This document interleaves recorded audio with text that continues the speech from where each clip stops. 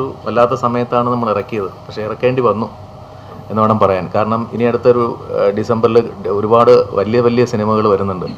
അപ്പോൾ അതിന് മുന്നേ ഒന്ന് ഇറക്കി ആൾക്കാരിൽ എത്തിക്കുക എന്നുള്ളതായിരുന്നു നമ്മുടെ ലക്ഷ്യം. അത് കാരണമാണ് ഞങ്ങൾ ഈ ഒരു ഡേറ്റ് തീരുമാനിച്ചത്.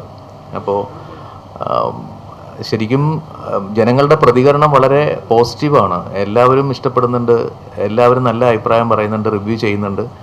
എന്നാലും ഇതിൽ ഇനിയും കൂടുതൽ ഞങ്ങൾ പ്രതീക്ഷിക്കുന്നുണ്ട്. ഒരുപാട് ആൾക്കാർ ഇത് സിനിമ കാണണം, അഭിപ്രായം പറയണം, റിവ്യൂസ് എഴുതണം. കാരണം ഇതൊരു വെറുതെ ഒരു തട്ടിക്കൂട്ടി ഒരു സിനിമ ചെയ്തതല്ല. ഇതൊരു നമ്മുടെ തിരക്കഥാകൃത്തിൻ്റെ ലൈഫിൽ അയാൾ അനുഭവിച്ച അയാളൊരു കഥാപാത്രം തന്നെയാണ് ഈ സിനിമയിൽ. അപ്പം പുള്ളിയുടെ അനുഭവത്തിൽ നിന്ന് അയാളുടെ ലൈഫിൽ ഉണ്ടായ സംഭവമാണ് നമ്മുടെ സിനിമ. അപ്പോൾ ഉറപ്പായിട്ടത് കാണണം. ഇതിലെ ഓരോ കഥാപാത്രങ്ങളും തീർച്ചയായിട്ടും നമ്മുടെ ചുറ്റും നടന്നുകൊണ്ടിരിക്കുന്ന അല്ലെങ്കിൽ നമ്മുടെ കോളേജ് താളുകളിൽ ഉറങ്ങിക്കിടക്കുന്ന കഥാപാത്രങ്ങൾ പലരും ഈ സിനിമയ്ക്കകത്ത് ഉറപ്പായിട്ടുണ്ടാവും. അങ്ങനെ പലരും തന്നെ ഞങ്ങളോടത് പറഞ്ഞിട്ടുണ്ട്, കണ്ടവരെല്ലാം തന്നെ. അപ്പോൾ കൂടുതൽ ആളുകളിലേക്ക് എത്തിക്കുക എന്നതാണ് ഞങ്ങളുടെ ഇപ്പോഴത്തെ ശ്രമം. നമസ്കാരം. എല്ലാവർക്കും ഒരുപാട് താങ്ക്സ് ഉണ്ട്. നിങ്ങളെല്ലാവരും ഇത്രയും തിരക്കിൻ്റെ ഇടയിൽ നമ്മുടെ ഈ സിനിമയെ പ്രൊമോട്ട് ചെയ്യാൻ വേണ്ടിയും ഇവിടെ ഒരു പ്രസ് മീറ്റിന് വേണ്ടിയും നിങ്ങളെല്ലാവരും ഇവിടെ കൂടി ചേർന്നതിൽ ഒരുപാട് സന്തോഷം. പിന്നെ പുള്ളിക്കാരി പറഞ്ഞ പോലെ ഈ സിനിമ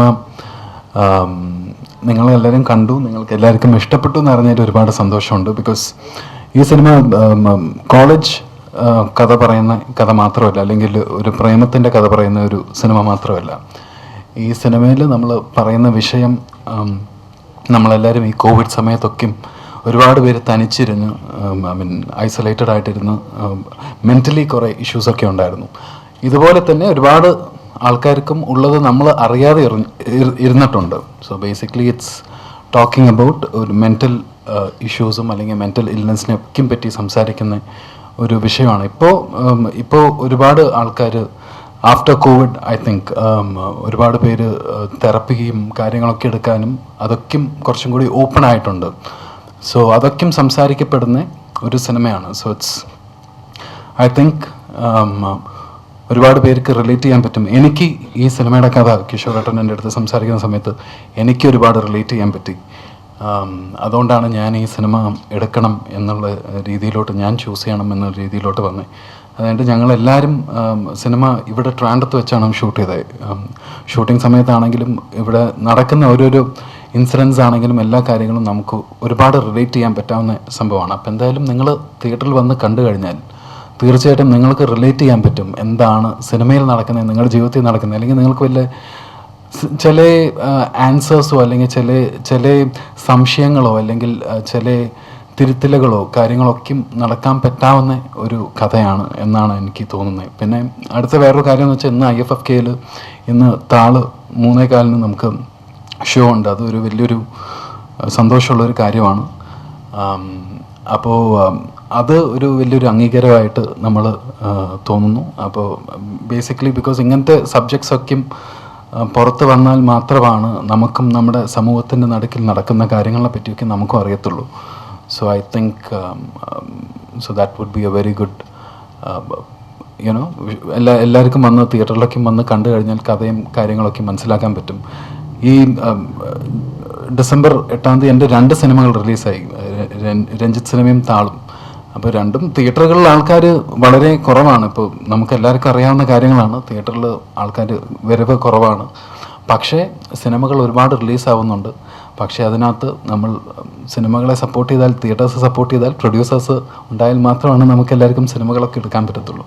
അപ്പോൾ നിങ്ങളെല്ലാവരും തീർച്ചയായിട്ടും തിയേറ്ററിൽ വന്ന് സിനിമകൾ കണ്ട് ഞങ്ങളെ എല്ലാവരും സപ്പോർട്ട് ചെയ്യണം.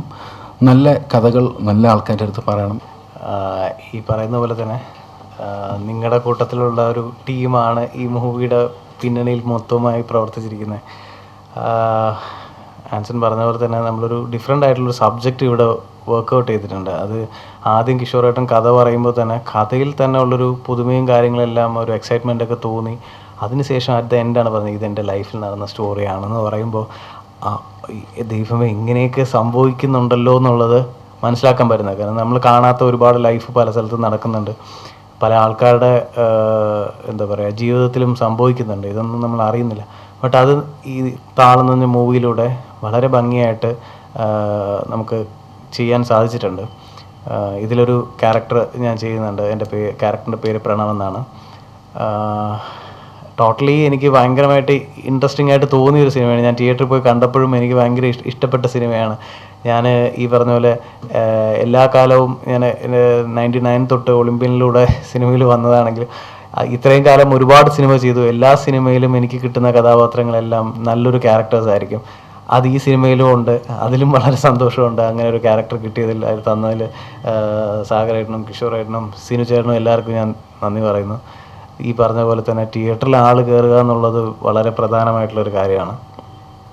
നല്ല നല്ല സിനിമകൾ വന്നിട്ട് പിന്നെ OTT കാണുമ്പോഴത്തേക്കും അയ്യോ ഇത് നല്ല സിനിമയായിരുന്നു എന്ന് പറയുമ്പോൾ ആക്ച്വലി ഇത് വേറെ ബെനിഫിറ്റ്സ് പ്രൊഡ്യൂസറിനാണെങ്കിലും നമുക്ക് ഓക്കെ ഫൈൻ, നമ്മൾ ചെയ്ത പടം OTTയിലാണെങ്കിൽ ആൾക്കാർ കാണുക എന്നുള്ളതാണ്. ബട്ട് പ്രൊഡക്ഷൻ സൈഡിനൊക്കെ ഒരു അഡ്വാൻറ്റേജസ് ഉണ്ടാവണമെങ്കിൽ തിയേറ്ററിൽ തന്നെ പോയി കാണണം. തീർച്ചയായിട്ടും നിങ്ങളെല്ലാവരും സപ്പോർട്ട് വേണം, ഉണ്ടാവുമെന്ന് പ്രതീക്ഷിക്കുന്നു. Thank you. എന്നെ സംബന്ധിച്ചിടത്തോളം എനിക്ക് നിങ്ങളോട് സംസാരിക്കാൻ മുഖവരൊന്നും ആവശ്യമില്ല, അല്ലെങ്കിൽ ഔപചാരികതയൊന്നും ആവശ്യമില്ല. അതുകൊണ്ട് ഞാൻ എന്നെക്കുറിച്ചൊന്നും പറയുന്നില്ല. എന്തായാലും ഇന്നത്തെ ഏറെ തിരക്കുള്ള ദിവസം ഇവിടെ എത്തിയതിൽ ആദ്യം തന്നെ നന്ദി പറയുകയാണ്. പിന്നെ ഏറെ സന്തോഷമുള്ള കാര്യം നമ്മുടെ ലുലുവിലാണ് ഇപ്പോൾ സിനിമയുള്ളത്. അതിപ്പോൾ ഹൗസ്ഫുള്ളിനോട് അടുക്കുന്നു. ഇപ്പം ലാസ്റ്റ് ബുക്ക് മൈ ഷോയിൽ നമ്മൾ നോക്കിയപ്പോഴും 95% സീറ്റ്സും ഫില്ലായിട്ടുണ്ട്. വലിയ സന്തോഷമുള്ള ഒരു കാര്യമാണ്. പ്രത്യേകിച്ച് തിരുവനന്തപുരത്ത് IFFK പോലെയുള്ള വലിയ ഫെസ്റ്റിവൽ നടക്കുമ്പോഴും ഈ സിനിമയ്ക്ക് ഇത്രയും ഒരു അംഗീകാരം കിട്ടുന്നത് സന്തോഷത്തോടെ കാണുന്നു. എനിക്ക് പറയാനുള്ളത് ഏതൊരു സിനിമയും ക്രിയേറ്റിവിറ്റിയുടെ ഒരു മൂർധന്യാവസ്ഥയിൽ നമ്മൾ എഴുതി വെച്ച് ഒരു അബ്സ്ട്രാക്റ്റ് ആയിട്ടുള്ള അവസ്ഥയിൽ അത് തിയേറ്ററിലേക്ക് എത്തണമെങ്കിൽ തീർച്ചയായിട്ടും ഒരു പ്രൊഡ്യൂസറിൻ്റെ ഒരു പിന്തുണ വേണം. ആ പ്രൊഡ്യൂസർ എത്രമാത്രം ആ സബ്ജക്റ്റിൽ വിശ്വസിക്കുന്നു, ആ കൂടെയുള്ള ക്രൂവിൽ വിശ്വസിക്കുന്നു എന്നതുപോലെ ഇരിക്കും ആ സിനിമയുടെ ഒരു സൗന്ദര്യവും അതിൻ്റെ ഒരു ജാതകവും. എല്ലാ സിനിമയ്ക്കും ജാതകമുണ്ട്, ഓരോ ജാതകമുണ്ടെന്നാണ് സിനിമാക്കാർ വിശ്വസിക്കുന്നത്. അപ്പോൾ അതുപോലെ തന്നെ ആ സിനിമയുടെ ഒരു ജാതകം നല്ല ജാതകമാവണമെങ്കിൽ അതിന് പ്രൊഡ്യൂസറിൻ്റെ ഒരു അകമഴിഞ്ഞൊരു സപ്പോർട്ട് വേണം. ഞാനിപ്പോൾ അതിനെക്കുറിച്ച് പറയാൻ കാരണം എന്നെയോ ഡയറക്ടറെയോ മുൻപരിചയമൊന്നുമില്ലാതെ ഞങ്ങളെ നേരിട്ട് കണ്ടിട്ട് കൂടിയില്ലാതെ ഏതോ അമേരിക്കൻ ഉപഭൂഖണ്ഡത്തിൽ ഇരുന്നു കൊണ്ട് ഈ സബ്ജക്റ്റ് അറിഞ്ഞിട്ട് ഗൂഗിൾ മീറ്റിലൂടെയും വാട്സപ്പ് മീറ്റിങ്ങിലൂടെയും ഒക്കെ സബ്ജക്റ്റ് ഡിസ്കസ് ചെയ്താണ് ഈ പ്രോജക്റ്റ് ഓണായത്. അപ്പോൾ ഞങ്ങൾ നേരിട്ട് കണ്ടിട്ട് കൂടിയില്ല, ഞങ്ങളൊക്കെ ആരാണെന്നോ എന്താണെന്നോ ഒന്നും അറിയില്ല. അങ്ങനെ ഈ സബ്ജക്റ്റ് ഓണാക്കിയതിൽ അതിൻ്റെ അമരത്ത് നിന്ന വ്യക്തിയാണ് ശ്രീമതി മോണിക്ക കമ്പാട്ടി ഇപ്പോൾ എൻ്റെ അടുത്തിരിക്കുന്നത്. അപ്പോൾ തീർച്ചയായിട്ടും ആ ഒരു അംഗീകാരം അല്ലെങ്കിൽ ആ ഒരു വിശ്വാസം അത് വളരെ വലുതാണ്. അതിന് പ്രധാനപ്പെട്ട ഒരു കാരണം ഞാൻ പലപ്പോഴും നേരിട്ട് ചോദിച്ചിട്ടുണ്ട്. ഞങ്ങൾക്ക് 3 പ്രൊഡ്യൂസേഴ്സാണ് ഉള്ളത്, മോണിക്ക കമ്പാട്ടി, നിഷീൽ കമ്പാട്ടി, ഒപ്പം തന്നെ ക്രിസ്തോപ്പിൽ. അപ്പോൾ ഞാൻ പലപ്പോഴും ചോദിച്ചിട്ടുണ്ട്, നിങ്ങൾക്ക് എന്തുകൊണ്ടാണ് അമേരിക്കയിൽ ഇരുന്നിട്ട് കുറേ കാശ് കയ്യിൽ ഹാർഡ് ഏൺഡ് മണിയാണ്, അതുകൊണ്ട് ഇവിടെ ഒരു മലയാള സിനിമയിൽ ഇൻവെസ്റ്റ് ചെയ്യാൻ തോന്നിയതിൻ്റെ കാരണം എന്താണെന്ന് ചോദിക്കുമ്പോൾ അപ്പോഴാണ് എന്നെ ഞെട്ടിച്ചത്. കാര്യം അവിടെ ജീവിക്കുമ്പോഴും മലയാള സിനിമയെ ഒരുപാട് ഇഷ്ടപ്പെടുന്ന, നമ്മുടെ പല സിനിമകളെയും കഥാപാത്രങ്ങളെയും കുറിച്ചും വളരെ വാദോരാതെ സംസാരിക്കുന്ന, മലയാള ഭാഷയെ ഒരുപാട് ഇഷ്ടപ്പെടുന്നവരാണ് അവർ. അപ്പോൾ ആ ഒരു ഇഷ്ടം മലയാള സിനിമയിൽ അവർക്കും ഒരു എന്തെങ്കിലും കോൺട്രിബ്യൂട്ട് ചെയ്യണം എന്നുള്ള ആ ഒരു ആഗ്രഹം കൊണ്ടാണ് ഈ സിനിമയിലേക്ക് വരുന്നത്. ഞാൻ കൂടുതൽ പറയുന്നില്ല, പ്രൊഡ്യൂസറായ ശ്രീമതി മോണിക്ക കമ്പാട്ടി സംസാരിക്കും, പ്ലീസ്. ആക്ച്വലി ഞങ്ങൾ 3 പ്രൊഡ്യൂസേഴ്സാണ്. കിഷോർ പറഞ്ഞ പോലെ മോണിക്ക, നിഷീൽ ആൻഡ് ക്രിസ്തോപ്പ്. ഇവിടെ ഇങ്ങനൊരു ടൈപ്പ് ഉണ്ടായതിൽ വളരെയേറെ സന്തോഷമുണ്ട്. ഒരിക്കലും പ്രതീക്ഷിച്ചില്ലായിരുന്നു ഇന്ത്യ ആയിട്ട് ഒരു മീഡിയ ആയിട്ടൊരു കണക്ഷൻ ഉണ്ടാവുമെന്നുള്ളത്. സോ സ്പെസിഫിക്കലി ഇതൊരു ബിസിനസ് മാത്രമല്ല, but always and for ever ഈ ഇന്ത്യ ആൻഡ് അമേരിക്ക ടൈപ്പ് ഞാൻ പണ്ടേ ആഗ്രഹിച്ചിരുന്നു. ഇപ്പോൾ ആലോചിക്കുമായിരുന്നു something we need to do for India. So basically എല്ലാവർക്കും സപ്പോർട്ട് വേണം ഞങ്ങൾക്ക്.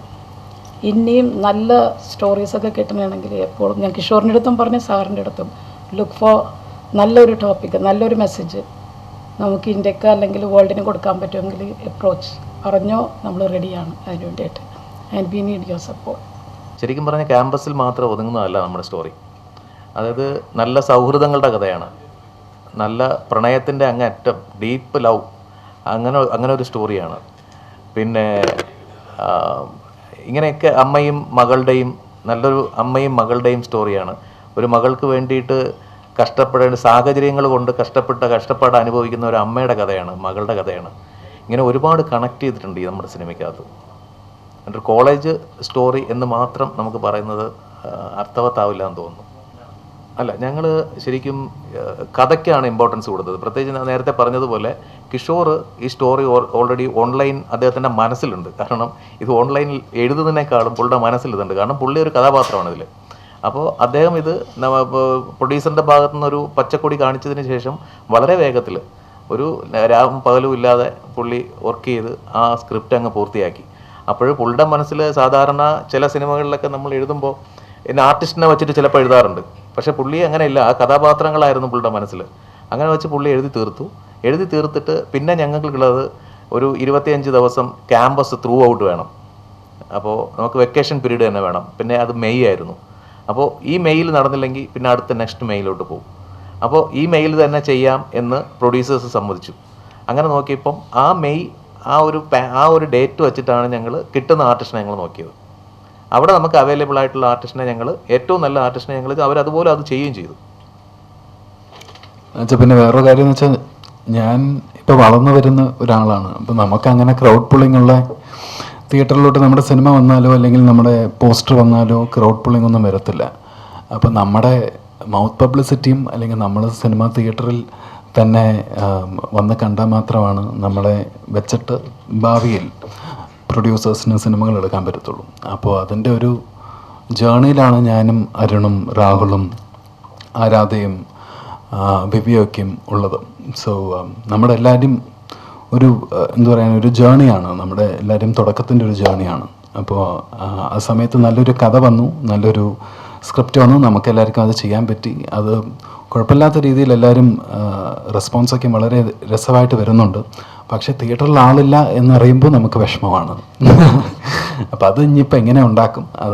അത് നമ്മുടെ സിനിമയ്ക്ക് മാത്രമല്ല, എല്ലാ സിനിമകൾക്കും നടക്കുന്നൊരു വിഷയമാണ്. ഇപ്പോൾ OTTയും കാര്യങ്ങളൊക്കെ വന്നേ പിന്നെ എല്ലാ സിനിമകൾക്കും അങ്ങനത്തെ ഒരു വിഷയമുണ്ട്.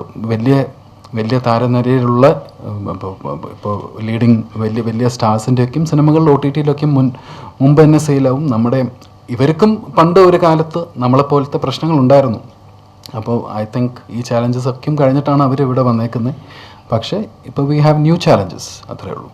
അപ്പോൾ നമ്മുടെയൊക്കെ OTT ഒക്കെ സെല്ലപ്പൊക്കെ ആവണമെങ്കിൽ നമ്മുടെ സിനിമ സസ്റ്റൈനബിളായിട്ട് തിയേറ്ററിൽ തന്നെ നിന്നാലാണ് വർക്കൗട്ട് ആവത്തുള്ളൂ.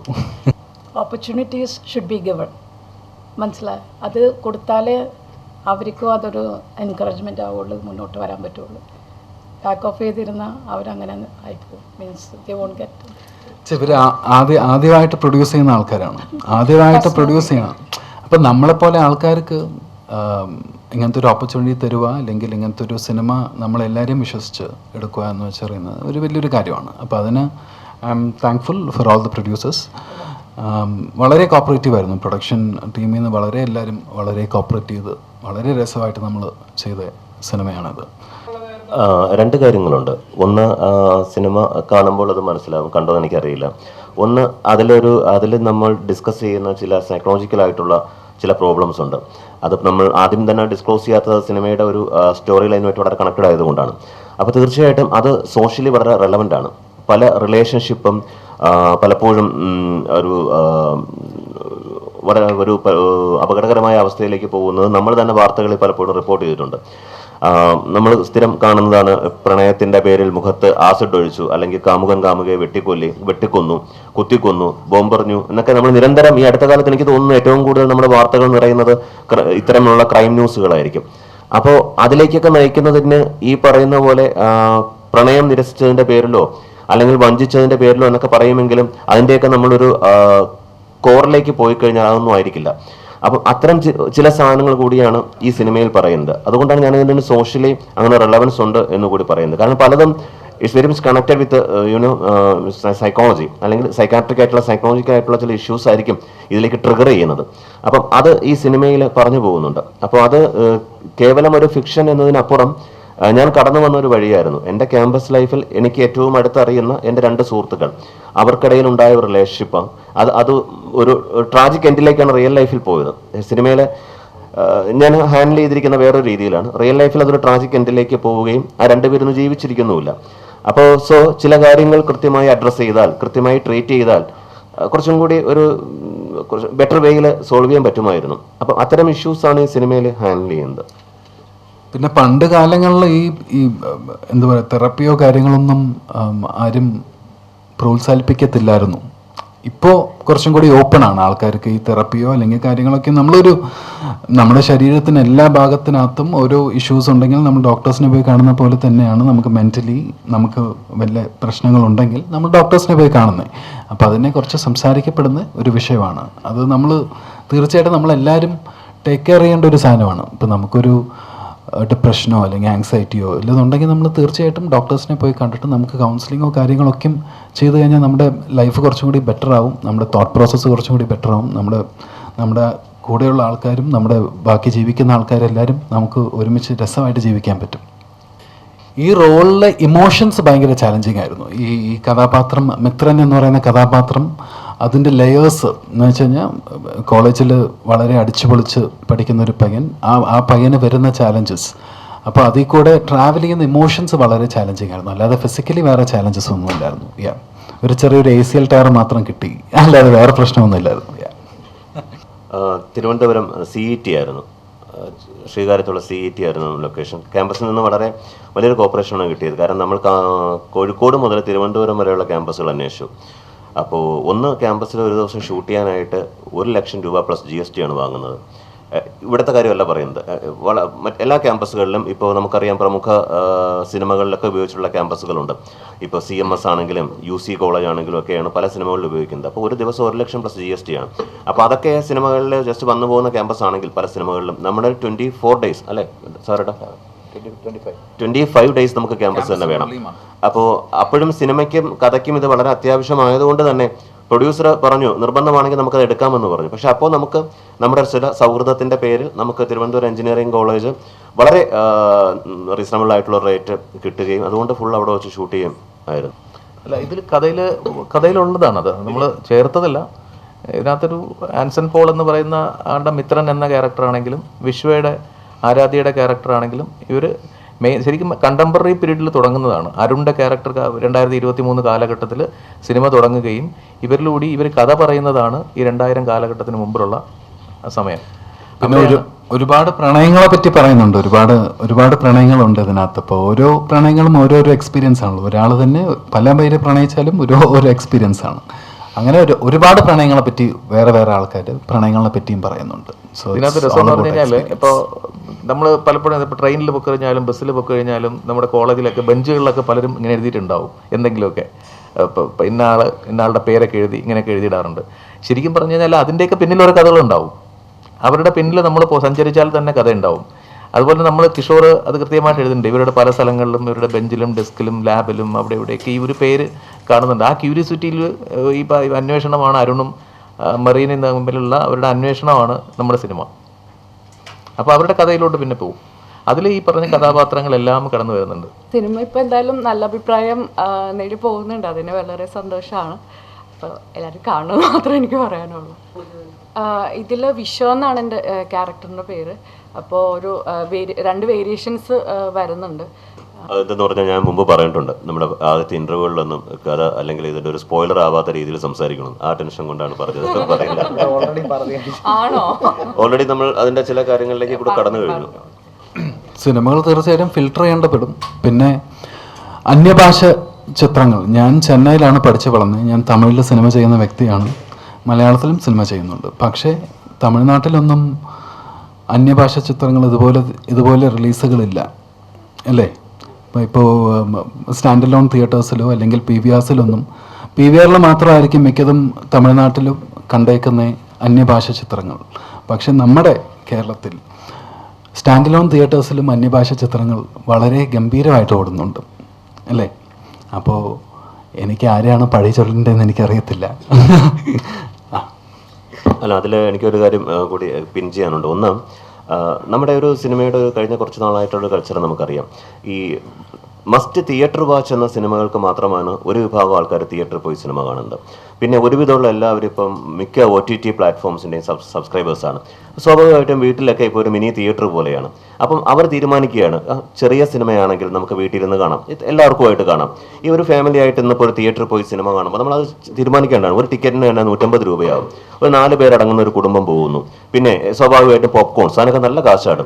തിയേറ്ററിൽ പോയിട്ട് വരുമ്പോൾ 1500-2000 രൂപ ചിലവാകുന്നു. അത് വേണോ ഈ ഒരു 900 രൂപ കൊടുത്ത് ഇതൊരു OTT പ്ലാറ്റ്ഫോം സബ്സ്ക്രൈബ് ചെയ്താൽ വീട്ടിൽ ഇരുന്ന് കണ്ടാൽ പോരെ, മസ്റ്റ് തിയേറ്റർ വാച്ച് എന്ന സിനിമകൾക്ക് മാത്രം തിയേറ്ററിൽ പോകാം എന്നൊരു മൈൻഡ് സെറ്റിലേക്ക് പ്രേക്ഷകർ വന്നിട്ടുണ്ട്. അത് സത്യം തന്നെയാണ്. അതിന് സിനിമാക്കാർക്കിടയിലും ചില പ്രശ്നങ്ങളുണ്ട്. കാരണം ഇപ്പം നിങ്ങൾ ചോദിച്ച പോലെയാണ് എന്ത് വിശ്വസിച്ച് പോകും എന്നുള്ളതാണ്. അപ്പോൾ അതുകൊണ്ട് ആൾക്കാർ തന്നെ ഒരു ഡിറ്റർമിനേഷൻ വെച്ചിട്ടുണ്ട്, നമുക്ക് ഇത്തരം മാസ് സിനിമകൾ തിയേറ്ററിൽ പോയി കാണാം, മറ്റേത് നമുക്ക് OTTയിൽ കാണാം എന്നുള്ളത്. അത് തീർച്ചയായിട്ടും സിനിമയ്ക്ക് നമ്മളെപ്പോലെ വലിയ ഒരു എന്താ പറയുക ക്രൗഡ് പുള്ളേഴ്സ് ആയിട്ടുള്ള ആർട്ടിസ്റ്റുകളൊന്നും ഇല്ലാത്ത സിനിമകൾക്ക് തീർച്ചയായിട്ടും അത് ത്രെട്ടാണ്.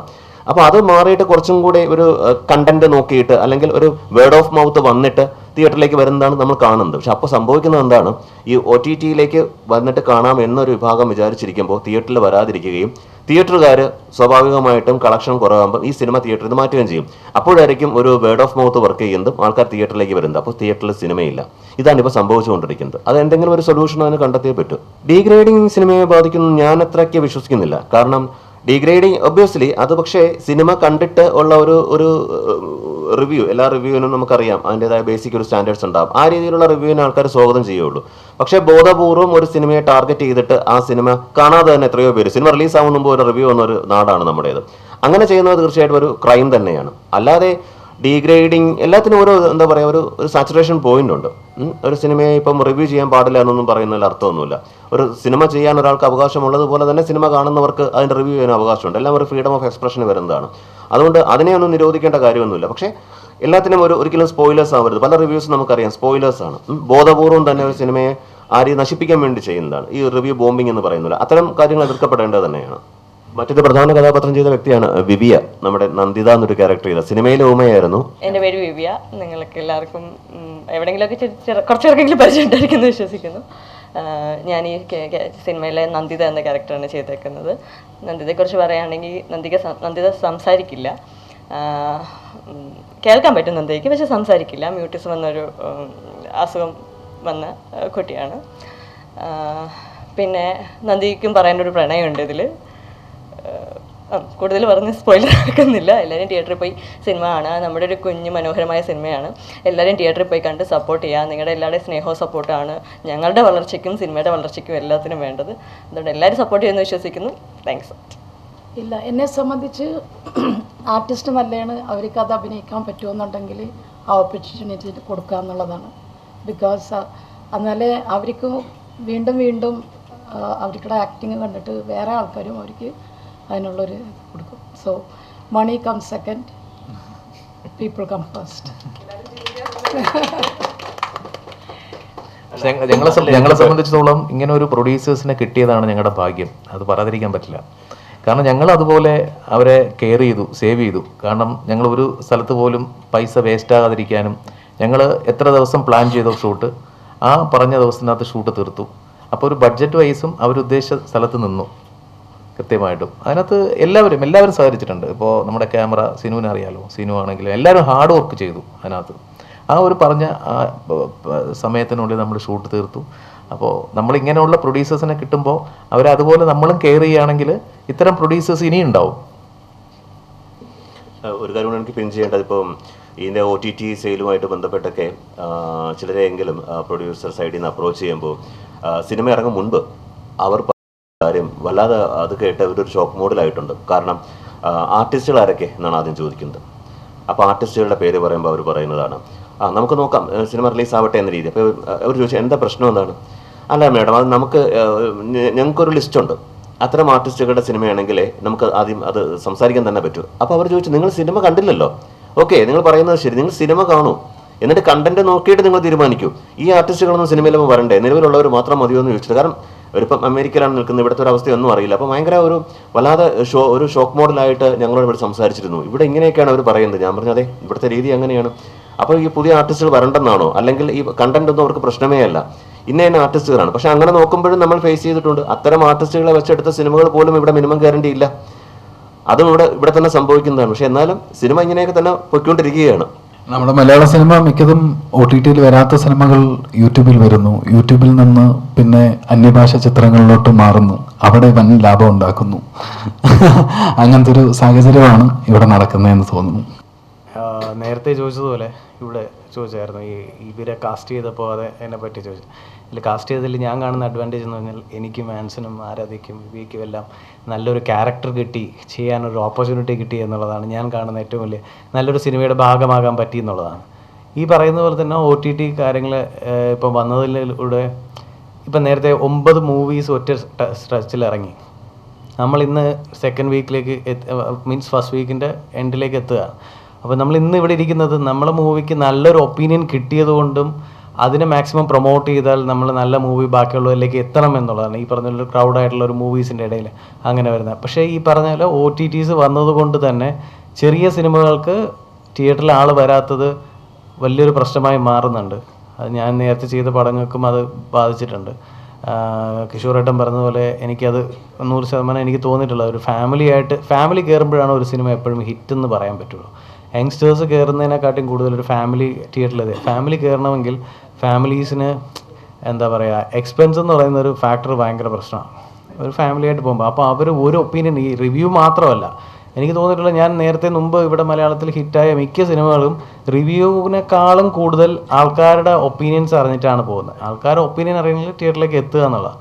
അപ്പോൾ ഈ ഒപ്പീനിയൻ അറിഞ്ഞ് എന്നാൽ നല്ല മൂവിയാണ് തിയേറ്ററിൽ തന്നെ കാണണമെന്നൊക്കെ തോന്നുന്നു ഒരു 100 പേര് പറയുമ്പോഴേ ആൾക്കാർ കയറത്തുള്ളൂ. കാരണം ഈ എക്സ്പെൻസിൻ്റെ ബേസിട്ട് ആ എക്സ്പെൻസിൻ്റെ ഒരു കാര്യത്തിൽ എനിക്കെപ്പോഴും ഡൗട്ടായിട്ട് തോന്നിയിട്ടുണ്ട്. പിന്നെ OTT വീട്ടിലിരുന്ന് തന്നെ 900 rupees അല്ലെങ്കിൽ 1000 rupees കൊടുത്തു കഴിഞ്ഞാൽ ഒരു വർഷത്തേക്ക് സിനിമ കാണാം. പക്ഷേ എല്ലാ സിനിമയും എത്തുന്നുമില്ല. ഇത് മാറുമായിരിക്കും. മാറാൻ വേണ്ടി നമ്മളെക്കാട്ടിയും വലിയതായിട്ടുള്ള സിനിമയിൽ നിൽക്കുന്ന ആൾക്കാർ തന്നെ ശ്രമിച്ചാലേ പറ്റുള്ളൂ. മുഖ്യധാര മാധ്യമങ്ങൾ ശരിക്കും ഇത്തരം കാര്യങ്ങളൊന്ന് ചർച്ച ചെയ്യപ്പെടണം ശരിക്കും. ഇല്ലെങ്കിൽ നമ്മുടെ മലയാള സിനിമയുടെ അവസ്ഥ ഇനി അങ്ങോട്ട് പോകുന്തോറും ദയനീയമാവാൻ സാധ്യതയുണ്ട്. ഇപ്പം തന്നെ നമ്മുടെ വിജയുടെ ലിയോയൊക്കെ വന്നു കഴിഞ്ഞാൽ ഒരാഴ്ച 10 ദിവസമൊക്കെ രാവിലെ 5 മണിക്ക് ഷോ തുടങ്ങും. അപ്പോൾ അവർക്ക് ആ സിനിമ എങ്ങനെ ഉണ്ടാവുമെന്ന് പോലും മലയാളിക്ക് അറിയില്ല. പക്ഷെ അവർ കാണണം എന്നൊരു ബോധം അവരുടെ ഉള്ളിൽ വരികയാണ്. അവർ ഫുൾ ഫാമിലിയായിട്ട് അങ്ങ് പോകും. അപ്പോൾ ഒരു 7 ഷോ ആണെങ്കിൽ 7 ഷോയും ഫുള്ളാണ്. ഒരു 10 ദിവസം കഴിഞ്ഞാൽ മാത്രമേ ടിക്കറ്റ് കിട്ടുകയുള്ളൂ. അത് ആന്ധ്ര എന്ന് പറഞ്ഞ സിനിമയായാലും കർണാടക എന്ന് പറഞ്ഞ സിനിമയാണെങ്കിലും ഇത് തന്നെയാണ് അവസ്ഥ.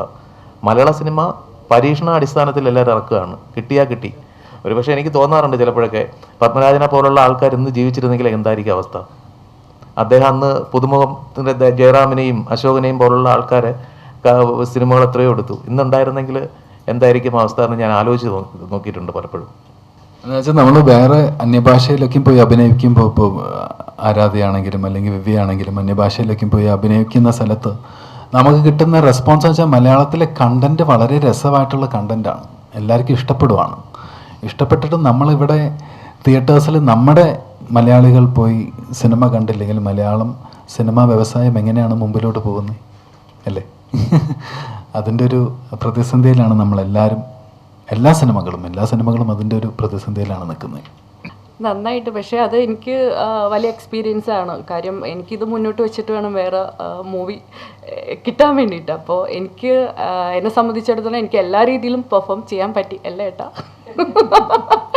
അപ്പോൾ അടുത്ത ഒരു സിനിമയിലേക്കൊരു എൻട്രി പ്രതീക്ഷയാണ് ഓരോ സിനിമയും ചെയ്യുന്നത്. അപ്പോൾ നന്നായിട്ട് ചെയ്യാൻ പറ്റിയിട്ടുണ്ടെന്നാണ്. ഞാൻ റിയലായിട്ട് സഹിക്കുമെന്നല്ല കേട്ടോ, പാവമാണ്. നന്നായിട്ട് ചെയ്യാൻ പറ്റിയിട്ടുണ്ടെന്നാണ്. എനിക്ക് ആദ്യം ഒരു പേടിയുണ്ടായിരുന്നു, ഡയലോഗൊന്നും ഇല്ലാതൊക്കെ എങ്ങനെ അഭിനയിച്ച് ബലിപ്പിക്കുമെന്നൊക്കെ. ഞാൻ ഷൂട്ടിന് മുമ്പ് കുറച്ച് ദിവസം ഇവിടെ മുതുകാട് സാറിൻ്റെ ഒരു ഡിസേബിൾ സ്കൂളില്ലേ, അവിടെ പോയി 2 ദിവസം അവിടുത്തെ കുട്ടികളുമായിട്ടൊക്കെ, അവിടുത്തെ കുറച്ചൊരു ഗ്രൂപ്പ് ഓഫ് പിള്ളേരുണ്ടെങ്കിൽ സംസാരിക്കാൻ പറ്റാത്തത്, കേൾക്കാൻ പറ്റാത്തത്, അങ്ങനെ അവരുടെ കൂടെ 2 ദിവസം സ്പെൻഡ് ചെയ്ത് എൻ്റെ പല സിറ്റുവേഷൻസ് ഞാൻ അവരോട് ഇങ്ങനത്തെ സിനിമയിലുള്ള പല സിറ്റുവേഷൻസ് ഷെയർ ചെയ്ത് അതിൽ അവരെങ്ങനെയായിരിക്കും റെസ്പോണ്ട് ചെയ്യുക, അവരുടെ കുറച്ച് എക്സ്പ്രഷൻസ് ആണെങ്കിലും അവരുടെ പലരും പല രീതിയിലാണ് ഓരോ കാര്യങ്ങളും പറയാൻ ശ്രമിക്കുന്നത്. ചിലർ പക്ക സൈൻ ലാംഗ്വേജ് യൂസ് ചെയ്യും, ചിലർ ചിലപ്പം അവരുടേതായ അവർക്കൊന്നും അറിയുണ്ടാവില്ല, അത്രയും ട്രെയിൻഡ് ആയിരിക്കില്ല. അപ്പം അവരെ കൊണ്ട് പറ്റുന്ന പോലെയൊക്കെ ആയിരിക്കും അവർ ചെയ്യുന്നത്. അത് ഈ സിനിമ ചെയ്തതിന് മുമ്പുള്ള ആ എക്സ്പീരിയൻസ് എനിക്ക് സത്യം പറഞ്ഞാൽ ഭയങ്കര ക്ലോസ് ടു മൈ ഹാർട്ട് എന്ന് പറയുന്ന പോലെ എനിക്ക് കിട്ടിയൊരു നല്ലൊരു അവസരമായിരുന്നു. അവരുടെ കൂടെ സ്പെൻഡ് ചെയ്ത് അവരുടെ പല കാര്യങ്ങളും അറിഞ്ഞ് അത്ര കോപ്പറേറ്റീവ് ആയിരുന്നു പിള്ളേർ. ഇങ്ങനെ ഒരു കാര്യത്തിന് വന്നതാന്ന് പറഞ്ഞാൽ മുതുകാട് സാറിനെ അറിയാം. അപ്പോൾ സാറ് ഹെൽപ്പ് ചെയ്തുകൊണ്ട് ഭയങ്കര നല്ലൊരു എക്സ്പീരിയൻസ് ആയ 2 ദിവസം. അത് എന്നെ ഈസി ആയിട്ട് മൂവിയിൽ ക്യാരക്ടർ ചെയ്യാൻ സഹായിച്ചു. അങ്ങനെ ഭയങ്കര ഒരു എഫേർട്ടൊന്നും ഇടാതെ ഓരോ സീനിലും എനിക്ക് എന്താണ് ഉള്ളിൽ നിന്ന് വരേണ്ടതെന്ന് എനിക്കറിയായിരുന്നു. ഇപ്പോൾ സിനിമ കണ്ടാൽ ചിലപ്പം ഞാൻ ഇട്ട എഫേർട്ടിൻ്റെ അത്ര ഉണ്ടാവില്ല, പലയിടത്തും അത്ര എക്സ്പ്രസ് ചെയ്യുന്നൊന്നും വന്നിട്ടില്ല സിനിമയിൽ. ബട്ട് സ്റ്റിൽ അത് മേ ബി ചെയ്ത ഒരു ചെറിയ വർക്കിൻ്റെ ആയിരിക്കും. ഞാൻ ഹാപ്പിയാണ് അതിൽ. നിങ്ങൾ എല്ലാവർക്കും കണ്ടാലും ഇഷ്ടപ്പെടുമെന്ന് ഞാൻ വിശ്വസിക്കുന്നു. ഞാൻ അതിനോടൊരു എൻ്റെ ഒരു നീതി പുലർത്തിയെന്ന് വിശ്വസിക്കുന്നു. ഒരു ഡയറക്ടർ എന്നുള്ള രീതിയിൽ ഞാൻ പറയുകയാണ്, എല്ലാവരും കൃത്യമായിട്ട് ഈ സിനിമയ്ക്കകത്ത് നീതി പുലർത്തിയിട്ടുണ്ട്.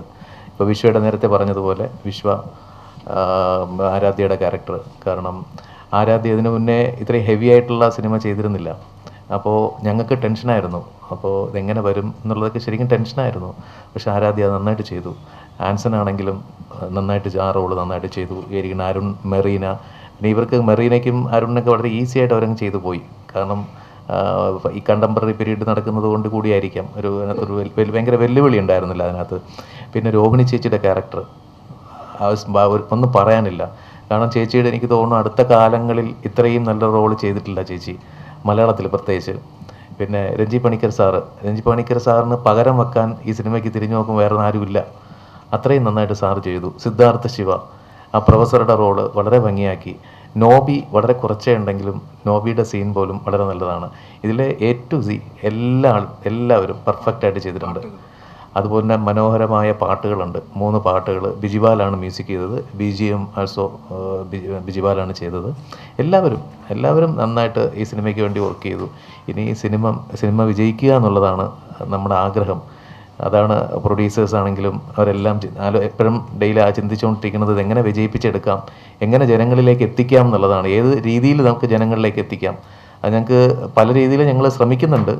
എന്നാൽ എല്ലാവരും കാണണം, അതിനു വേണ്ടിയിട്ടുള്ള ഒരു ശ്രമം മീഡിയയുടെ ഭാഗത്തു നിന്നും ഉണ്ടാക്കി തരണം എന്ന് മാത്രമേ ഈ അവസരത്തിൽ പറയാനുള്ളൂ. ആ സിനിമ സംസാരിക്കുന്ന വിഷയം പ്രാങ്കാണ്. സിനിമ സംസാരിക്കുന്ന വിഷയം പ്രാങ്കാണ്. അതുപോലെ എന്നെ പ്രാങ്ക് ചെയ്തു എന്ന് വേണമെങ്കിൽ പറയാം. ഞാൻ ഇത്രയും വർഷങ്ങളായിട്ട് ഞാൻ തന്നെയാണ് ഡബ് ചെയ്തേക്കുന്നത് എൻ്റെ എല്ലാ സിനിമകൾക്കും. ആ സിനിമ കുറച്ച് കാലങ്ങളായിട്ട് ഷൂട്ടിംഗ് നടക്കുന്ന ഒരു സിനിമയാണ്. പല കാരണങ്ങൾ കൊണ്ടും നമ്മൾ ആ സിനിമ കുറച്ച് കാലങ്ങളായിട്ടാണ് ഷൂട്ട് ചെയ്തുകൊണ്ടിരിക്കുന്നത്. കുറേ ആർട്ടിസ്റ്റുണ്ട്, ഇപ്പോൾ ആസിഫുണ്ട്, പിന്നെ സൈജുവേട്ടനുണ്ട്. അപ്പോൾ അവരെല്ലാവരുടെയും ഡേറ്റ്സും കാര്യങ്ങളൊക്കെ. പിന്നെ ആസിഫിന് കോവിഡായി, പിന്നെ കാലൊടിഞ്ഞു, ഇപ്പോൾ പിന്നെ ACL ടയർ. അപ്പോൾ അങ്ങനെയൊക്കെ ആയിട്ട് കുറേ പ്രശ്നങ്ങളൊക്കെയും തരണം ചെയ്ത് വന്ന് നമ്മൾ ചെയ്തൊരു സിനിമയാണ്. അപ്പോൾ അത് ഞാനെപ്പോഴും എൻ്റെ ശബ്ദം തന്നെ കൊടുക്കാൻ, അന്യഭാഷയിലാണെങ്കിലും നമ്മുടെ മലയാളത്തിലാണെങ്കിലും എപ്പോഴും ഞാൻ തന്നെയാണ് കൊടുത്തേക്കുന്നത്, എൻ്റെ ശബ്ദം തന്നെയാണ് കൊടുത്തേക്കുന്നത്. ഈ സിനിമയിൽ ഇവരെൻ്റെ അടുത്ത് വിളിച്ചു പറഞ്ഞു. പിന്നെ ചില സമയത്ത് നമ്മളെല്ലാവരും സിനിമകളിൽ സിനിമ ഒരു സെറ്റിലോട്ട് പോകുമ്പോൾ നമ്മളെല്ലാവരും ഒരു കുടുംബമായിട്ടാണ്. ഇപ്പോൾ പ്രൊഡ്യൂസേഴ്സ് ആണെങ്കിലും ഡയറക്ടർ ആണെങ്കിലും സ്ക്രിപ്റ്റ് റൈറ്റേഴ്സ് ആണെങ്കിലും ക്യാമറമാൻ ആണെങ്കിലും കുറച്ച് കാലം അതിലെ കോ ആക്ടേഴ്സ് എല്ലാവരും ഒരു കാലം നമ്മൾ ഒരു കുടുംബമായിട്ട് ജീവിക്കുന്ന ആൾക്കാരാണ് ഒരു പീരിയഡിൽ. അപ്പോൾ അവിടുന്ന് ഒരു ബന്ധം ഉണ്ടാക്കും. ആ ബോണ്ടൊക്കെയാണ് നമ്മൾ എല്ലാവരും അങ്ങോട്ടും ഇങ്ങോട്ടൊക്കെയും കൊണ്ടുപോകുന്നത്. അപ്പോൾ അതിൻ്റെ ഉള്ളിൽ ചിലപ്പോൾ അങ്ങോട്ടും ഇങ്ങോട്ടൊക്കെ കുറവുകളും കാര്യങ്ങളൊക്കെ ഉണ്ടാകും. ചിലപ്പോൾ പൈസയുടെ കുറവായിരിക്കാം. അതൊക്കെ നമുക്ക് വിഷയമില്ലാത്തൊരു കാര്യമാണ്. നമ്മളെല്ലാവരും ഒരു വീടുണ്ടാക്കുമ്പോഴോ അല്ലെങ്കിൽ വലിയ സംഭവങ്ങൾ ഉണ്ടാക്കുമ്പോൾ നമ്മളെല്ലാവരും എഫേർട്സ് ഉണ്ടാവും. നമ്മളെല്ലാവരും അങ്ങനെയൊക്കെയാണ് നമ്മൾ ചെയ്യാറ്. അപ്പോൾ ഇതിനകത്ത് എന്നെ പ്രാങ്ക് ചെയ്തു എന്ന് പറഞ്ഞതിൻ്റെ കാരണം എന്ന് വെച്ചാൽ എനിക്ക് കുറച്ച് പേയ്മെൻറ്റും കാര്യങ്ങളൊക്കെ തരാനുണ്ടായിരുന്നു. പൈസയുടെ കാര്യം വിഷയമല്ല, പൈസ ഇല്ലല്ലോ ഇവിടുത്തെ കാര്യം, പൈസ കാര്യമാണ്. പക്ഷെ എന്നാലും ഞാൻ പറഞ്ഞു വെച്ചാൽ ഇവര് പേയ്മെന്റ് ഞാൻ ഇടപെട്ട് പറയട്ടെ, നാളെ ആരും ഇത് ലീഡ് ചെയ്യരുത്, രഞ്ജിത്ത് സിനിമയിൽ പൈസ ബാക്കി തരാറുണ്ടെന്ന് പറഞ്ഞിട്ട്. അതല്ല ഇവിടുത്തെ വിഷയം, അതല്ല. അപ്പോൾ ഡബിങ് സമയത്തേക്ക് തരാം എന്ന് പറഞ്ഞിട്ടാണ് നമ്മളെ എപ്പോഴും വെക്കാറ്. അപ്പോൾ കുറച്ച് കൂടുതൽ സംഖ്യ തന്നെ ഉണ്ടായിരുന്നു. അപ്പോൾ എൻ്റെ അടുത്ത് ഇവർ വിളിച്ച് പറഞ്ഞു, ഇങ്ങനെ ഡബിങ് നമുക്ക് ചെയ്യുന്ന സമയത്ത് അത് സെറ്റിൽ ചെയ്യാം എന്ന് പറഞ്ഞിട്ട് പിന്നെ ബിസിനസ്സിൻ്റെ കാര്യങ്ങൾക്ക് വേണ്ടി വേറെ ആളെ വെച്ച് ഡബ് ചെയ്തു. പൈസ കിട്ടിയില്ലെങ്കിലും കുഴപ്പമില്ല, അത് കിട്ടിയിട്ടില്ല, അത് കുഴപ്പമില്ല. ഇത് ശബ്ദമില്ല ശമ്പളമില്ല എന്ന് പറഞ്ഞു കഴിഞ്ഞാൽ ഭയങ്കര വിഷമമായി പോകും. എൻ്റെ ശബ്ദം എനിക്ക് അത്ര ഇഷ്ടമാണ്. ഞാൻ തന്നെ ഇപ്പോൾ ഗാംബ്ലർ എന്ന് പറഞ്ഞ സിനിമയിൽ ഞാൻ തൃശ്ശൂർ സ്ലാങ് എടുത്തിട്ടുണ്ട്. ഇതിനകത്ത് കുറച്ച് ട്രിവാൻഡ്രം സ്ലാങ് എടുക്കാൻ നോക്കിയിട്ടുണ്ട്. കോട്ടയം സ്ലാങ് ഞാൻ സോളോ എന്ന് പറഞ്ഞ സിനിമയിൽ എടുത്തിട്ടുണ്ട്. അങ്ങനെ ഞാനും എക്സ്പ്ലോർ ചെയ്യുവാണ്. എൻ്റെ ശബ്ദം വെച്ചിട്ട് എനിക്ക് എന്ത് ചെയ്യാൻ പറ്റും എന്നുള്ളൊരു എക്സ്പ്ലോറേഷനാണ്. അപ്പോൾ അത് എന്നുവെച്ചാൽ നമ്മളൊരു സിനിമ ഉണ്ടാക്കി കഴിഞ്ഞിട്ട് അത് പുറത്തിറക്കി കഴിഞ്ഞാൽ പിന്നെ അത് ജീവിതകാലം മൊത്തം ഇറ്റ്സ് എ ഹിസ്റ്ററി അല്ലേ. അപ്പോൾ അങ്ങനെ പൈസ പിന്നെ ഉണ്ടാക്കാം, പൈസ അല്ല ഇവിടുത്തെ വിഷയം. എൻ്റെ ശബ്ദത്തിൽ എൻ്റെ ആ സിനിമ എന്നെ പ്രാങ്ക് ചെയ്ത് ഇറക്കിയില്ല എന്നുള്ളതാണ് എൻ്റെ വിഷയം. അതാണ് എൻ്റെ വിഷമം. വിഷയമല്ല, വിഷമമാണ്. ഒരുപാട് വിഷമമുണ്ട്. Thank you. അത് നോട്ടീസ് ചെയ്തെന്ന് അറിഞ്ഞതിൽ ഒരുപാട് താങ്ക് യു. അപ്പം ഇങ്ങനത്തെ പ്രൊഡ്യൂസേഴ്സ് ഇവരൊക്കെയും ഇങ്ങനെ ആദ്യമായിട്ട് വന്ന് സിനിമ ചെയ്ത് ഇവർക്കൊക്കെ നമ്മൾ തിരിച്ച് ഇനിയും എന്നെ വെച്ചോ അല്ലെങ്കിൽ വേറെ ആൾക്കാരെ വെച്ചോ സിനിമ ചെയ്യാനുള്ള അവസരങ്ങൾ ഉണ്ടാക്കണമെങ്കിൽ ഇവരൊക്കെ നമ്മൾ സപ്പോർട്ട് ചെയ്തേ പറ്റത്തുള്ളൂ. അപ്പോൾ അങ്ങനെ ഈ സിനിമയ്ക്ക് പോയി നമ്മൾ രണ്ടും ചെന്നൈയിൽ വെച്ച് ഞാൻ ബിസി ആയിരുന്നു. അപ്പോൾ നമ്മൾ സാഗരേട്ടൻ ചെന്നൈയിൽ വന്ന് ഡബ് ചെയ്തു. അതുകൊണ്ട് ഇവിടെ വന്നു കഴിഞ്ഞിട്ട് നമ്മൾ തിരിച്ചും ഡബ് ചെയ്ത് തീർത്താണ്. അപ്പം അങ്ങനെ ഇവരൊക്കെ എനിക്ക് അത്രമാത്രം സഹകരിച്ച് ചെയ്യുന്ന ആൾക്കാരാണ്. അപ്പോൾ ആ സിനിമയിൽ എനിക്ക് ഡബ് ചെയ്യാൻ പറ്റിയില്ല എന്ന് പറഞ്ഞാൽ എനിക്ക് ഭയങ്കര വിഷമമുണ്ട്. ശബ്ദമില്ലാത്ത ഭയങ്കര വിഷമമാണ്. Thank you. ആൻസന്റെ ശബ്ദം വേറെ ആളിനെ വെച്ച് ഡബ് ചെയ്തതാണോ പറഞ്ഞല്ല, സെയിം അല്ല. ശരിക്കും റൊമാൻറ്റിക് ആയിട്ടുള്ള ശബ്ദമെന്നാണ് എല്ലാവരും പറയണേ. ആൻസന്റെ ഫേസ് പോലെ തന്നെ. അതുകൊണ്ട് ആൻസർ അത് ടെൻഷൻ വേണ്ട. അവരുടെ ഭാഗത്തുനിന്നുള്ള റെസ്പോൺസ് ഞാൻ അവർക്ക് വോയിസ് നോട്ടൊക്കെ അയച്ചിട്ടുണ്ട്. അതിപ്പോൾ ഇവിടെ വെച്ച് ചർച്ച ചെയ്യേണ്ട ആവശ്യമില്ല എന്ന് ഞാൻ വിചാരിക്കുന്നു. അപ്പം ഞാൻ പറഞ്ഞില്ല, ഞാൻ പ്രാങ്ക്ഡായി എന്ന് പറഞ്ഞില്ല, അതുപോലെ തന്നെ ഞാൻ പ്രാങ്ക്ഡായി. എനിക്ക് ഒടുക്കത്തിൽ വെച്ചിട്ട് പിന്നെ ലാസ്റ്റ് നമ്മളെ ഡബ് ചെയ്യാൻ പറ്റിയില്ല എന്നുള്ളതാണ്. ഡബ് ചെയ്യാൻ പറ്റിയില്ല, പൈസയും കിട്ടിയില്ല. അതുപോലെ ലാസ്റ്റായിട്ട് പറയാനുള്ളത്, ചെറിയ സിനിമ വലിയ സിനിമ എന്ന് പറയുന്നില്ലേ, അതൊരിക്കലും അങ്ങനെ ആകരുത്. സിനിമ എന്ന് പറഞ്ഞ ടോപ്പിക്ക് സോഷ്യൽ മെസ്സേജ് അതായിരിക്കണം, അല്ലാണ്ട് വലുത് ചെറുത്. അത് ഇവിടെ വന്നപ്പോഴാണ് അത് ഞാൻ പോലും കേൾക്കുന്നത്. ചെറിയ സിനിമ വലുത് ഇല്ല, ടോപ്പിക് ആൻഡ് സോഷ്യൽ മെസ്സേജ് അതായിരിക്കും ഏറ്റവും വലുത്. താങ്ക്സ്.